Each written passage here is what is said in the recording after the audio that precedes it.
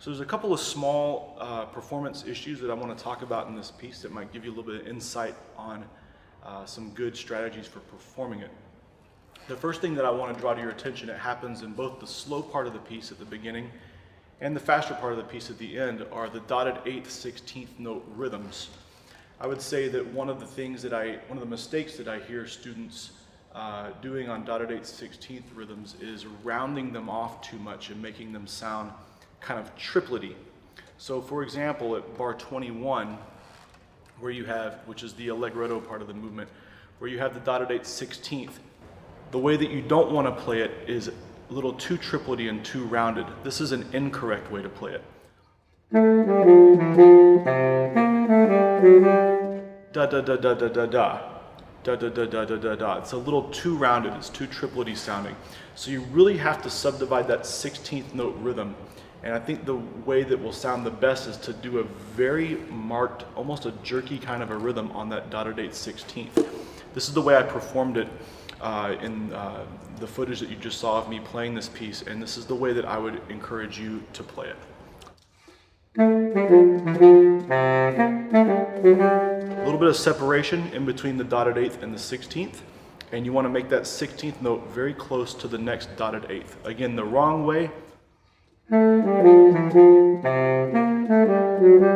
the correct way.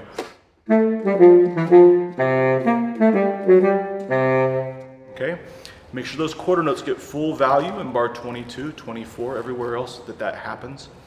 And that same kind of thing applies to the dotted 8th, 16th notes in the larghetto portion of the piece at the beginning.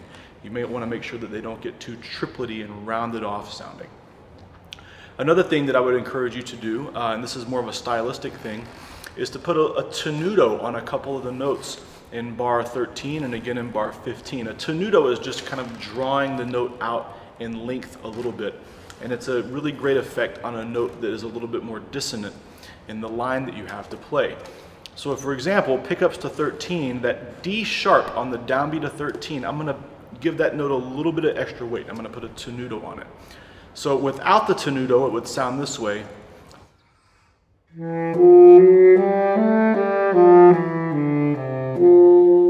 With the tenuto, I'm going to give a little more weight to that D sharp. And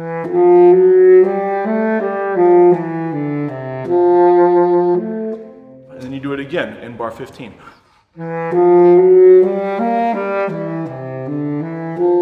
It's subtle. You don't want to do too much or it'll just make it sound strange, but you can put a little bit more weight, a little bit more length on those D sharps.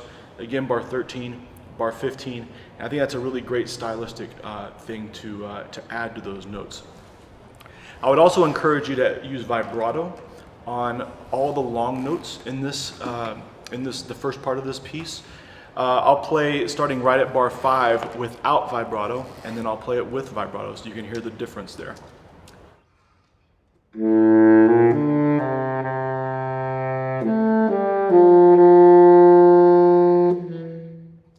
And then with vibrato, the vibrato really gives it a little bit more vibrancy and character.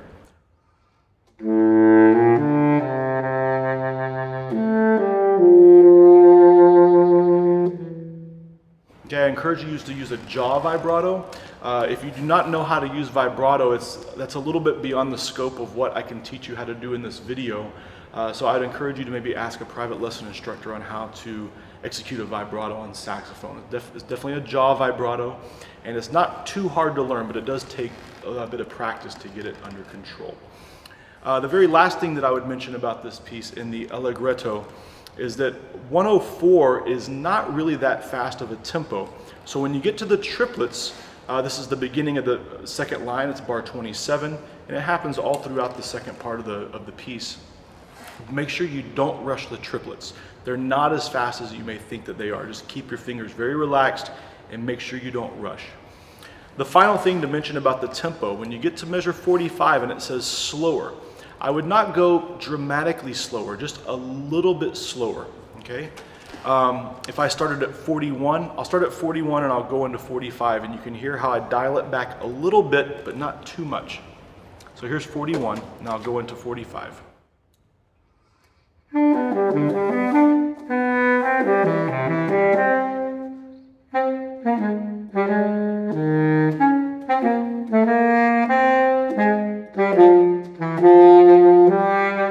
And I would do a pretty big ritardando right there at 49. And then the a tempo at 49, 51, 52, right after the fermata, that's the a tempo that we had at the beginning of the fast part. The same tempo as 21. It's not the same tempo as 45. So you want to get back up to quarter note at 104 after that fermata at bar 52. 51, 52, I gotta count my measures. I hope that those comments are helpful for you in preparing this piece for audition, and I wish you guys the very best of luck. If you have any questions about my comments, or if you'd like to talk to me about anything related to the saxophone, I encourage you to email me at aaron.lington@sjsu.edu. Thanks so much.